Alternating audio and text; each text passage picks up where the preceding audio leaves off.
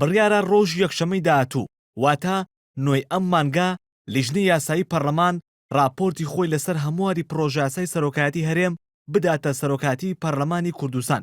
دواتر ئەگەر دەستەی سەرۆکاتی پەرلەمان داوای دانیشتنی نائاسایی کرد و تواندران نیسابی یاسایی واتە 56 دەنگ کۆ بکرێتەوە ئەوە پرۆژە یاساکە پەسەند دەکرێت. پرسیارەکە لێرەدا ئەوەیە کە پاش دەرچوونی لە پەرلەمان پرۆژەکە چۆن ئیمزا دەکرێت و کێ وەک سەرۆکی هەرێم ئیمزای دەکات تاوەکو ببێت بە یاسا.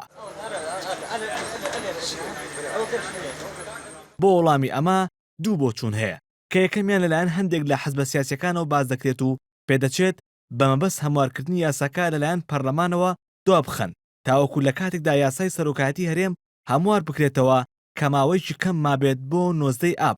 بەم شێوەیە تا 19 ئاب پرۆژە یاساکە ڕەوانەی سەرۆکایەتی هەرێم نەکرێت و بەوتەی ئەم لایەنانە ئیدی سەرۆکی هەرێم مافی ڕەتکردنەوەی یاساکەی نامێنێت و لەبری سەرۆکی هەرێم سەرۆکی پەرلەمان بە سیفەتی سەرۆکی هەرێم ئیمزای یاساکە دەکات.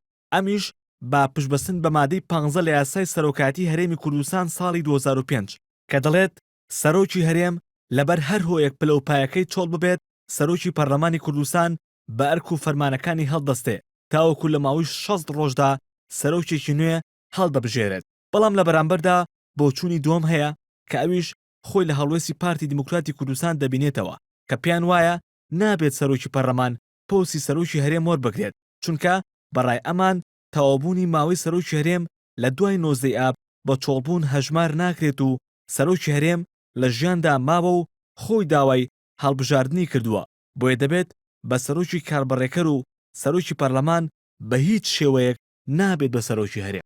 ناتوانێت ئەو کارە بکە بە پێی یاسای سەرۆکایەتی هەرێم و بڕیاری پەرلەمان. بۆچوونێکی تری پارتی هەیە کە دەڵێت ئەگەر کار گەشتە تەواوبوونی ماوەی سەرۆکی هەرێم بە پێی یاسا لە ڕێگەی دادگای تەمیزەوە لە هەرێمی کوردستان ئەو کێشەیە یەکلایی دەکەنەوە. بەڵام لە بەرامبەردا لایەنەکەی تر دەڵێن کە لە هیچ دەقێکی یاساییدا نەهاتووە دادگای تەمیزی کوردستان ئەو مافەیان هەبێت و بە هیچ شێوەیەکیش ئەو دەسەڵاتیان پێنەدراوە و نابێت دادگا لە ململانی سیاسیدا بەشدار بێت. بۆی لە کۆتاییدا هەمووان چاوەڕێی نۆزەی ئابن تاوەکو بزانن کێ سەرۆکی هەرێم دەبێت و کێ ماف و دەسەڵاتی ئیمزاکردنی یاساکانی دەبێت. هێمن مەحموود یەنارتی، سلێمانی.